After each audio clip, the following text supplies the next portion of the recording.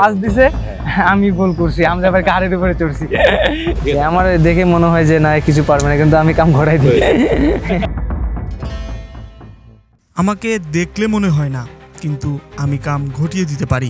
এখন যে আর্জেন্টিনাকে দেখছেন অপ্রতিরোধ্য দুর্বার গতিতে ছোটা একটা দল, এই আর্জেন্টিনাই বিগত ৩৬ বছর ২০২২-এর বিশ্বকাপের আগ পর্যন্ত একটা স্ট্রাইকারের অভাবে ভুগেছে, যার বোঝা বইতে হয়েছে ওয়ার্ল্ডের সবচেয়ে বড় তারকা লিওনেল মেসিকেও। হয়তো আর্জেন্টিনার সাথে আমাদের বাংলাদেশের ফুটবলের তুলনা করলে এটা বোকামি হবে, কিন্তু আমাদের দেশেও একটা স্ট্রাইকারের অভাব পড়াচ্ছে অনেক বছর যাবত। তেমন সম্ভাবনাময় অনেকে দলে নেওয়া হলেও তারা প্রত্যাশা পূরণ করতে পারেনি।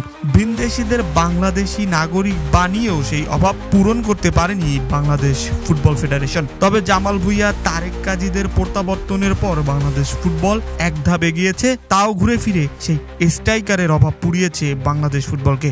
ডিফেন্স, সেন্টার, মিডফিল্ড, ফরওয়ার্ড সবই ঠিকঠাক মতো থাকলেও মোটামুটি মানের স্ট্রাইকারের একটা অভাব বাংলাদেশ ফুটবলকে পোড়াচ্ছে, পুড়িয়েই যাচ্ছে।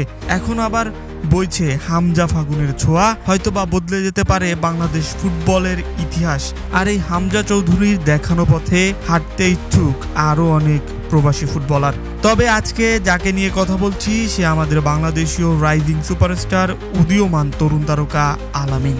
এই মৌসুমে এখন পর্যন্ত পুলিশ এফসির হয়ে ৭ গোল করে আছেন বাংলাদেশ ফুটবল প্রিমিয়ার লিগের দ্বিতীয় সর্বোচ্চ গোলদাতা হিসেবে। একজন জাতীয় স্ট্রাইকারের যে গুণগুলো থাকা প্রয়োজন প্রত্যেকটাই আছে এই দেশীয় ফুটবলারের।